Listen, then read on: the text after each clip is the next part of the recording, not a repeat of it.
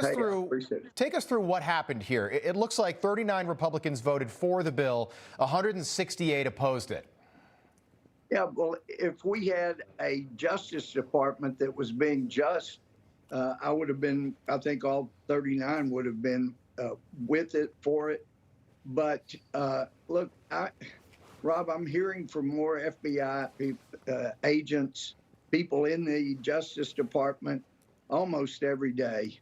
And they are talking about the corruption and the way in which the Department of Justice and the FBI are being manipulated and used to intimidate. I mean, under our Constitution, you and the courts have made it clear you cannot punish people before they're actually found guilty. And this Justice Department has gone to the old Nazi way of intimidating, of trying to manipulate and scare people into doing exactly what they said, no matter how unconstitutional it is. And at the same time, if you're involved in sexual improprieties, well, then for your benefit, you need to be on the top floor of the FBI, where the command center is, because they seem to get away with things that the rank and file field agents don't. Congressman, is that where the problems are? Is that where the problems are? The top tier of the FBI, leadership at the FBI? You know, you can go all the way back to J. Edgar Hoover, and we've heard stories like this. Not so much the rank and file everyday agents that work across the country. Is that accurate? It had been accurate, Rob, but until more recently, going back to Mueller as FBI director, he started getting rid of people who had a lot of experience. He got rid of thousands and thousands of years of experience because he wanted young people that didn't know better than to question something that he ordered that was inappropriate. And then that was followed with Comey and now Christopher Wray. Christopher Wray has been on record wanting to be just like Comey and Mueller, and he has been. But it's not only the FBI, it's in the DOJ. And you look at Merrick Garland. He has made clear that he is out to intimidate people to change their conduct if they're conservative, or at least to shut them up. Yeah, so it's a very, very dangerous time. And also, we know how manipulative they've been with the big tech, you know, telling them, oh, no, this is Russian disinformation. Right. So I will be all for this bill when we get a cleaned up Justice Department. But right now, these are the wrong people to give more money to come after conservatives. Yeah, $140 million for the DOJ. And the fear is that if the Department of Justice gets this money, they're going to spend it to censor what the American people have access to online and on social media. Is that accurate? Yes, that is accurate. But we have evidence they have been working with the big tech, the social media giants, to censor, to shut up conservatives, to manipulate elections.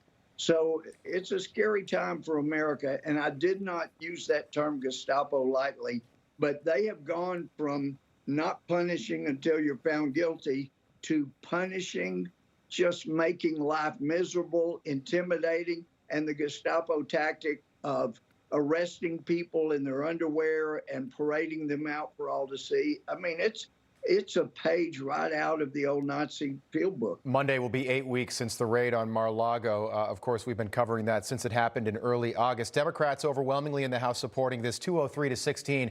And I'm hearing from a good source that this is going to be fast-tracked in the Senate to pass before the midterm elections. Could that happen?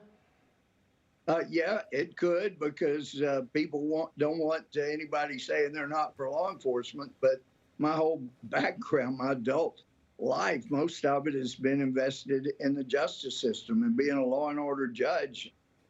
So I'm more concerned about doing what's right. But let me tell you, some of the complaints from FBI and DOJ people have made clear that this leadership in the FBI and the DOJ, they really are corrupt.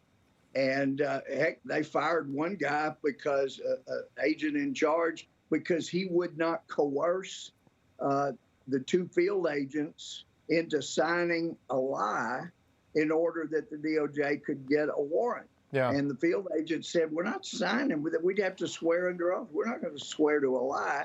And his boss said, no, I'm not going to make them do that. So he was demoted and transferred.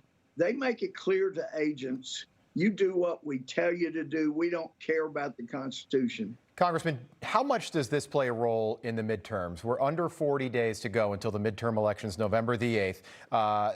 Does this offset something like the abortion issue, for example? Well, I'm not sure about offset. Actually, when you get right down to the abortion issue with voters, when they find out that the Supreme Court did not outlaw all abortions and that it put back into the hands of the people in the legislature, then they go, oh, well, that was not the impression I got from the left-wing media. But with regard to Americans, they have got to wake up, or it was said in old Germany, gee, we didn't object when they got the Jews, we didn't object when they got the communists, right. And when they came for me, there was nobody left to object. I have heard that parable many times over the last 20 months. They got to wake up. Yeah, not a coincidence. People got to wake up. Congressman, I appreciate you spending some time with us. For covering this. Yeah, well, thank you for coming on with us, especially on a Saturday. We appreciate it. Good to see you, Congressman Louie Gohmert. Thank you. Great to see you. Thank you so much. All right, moving on.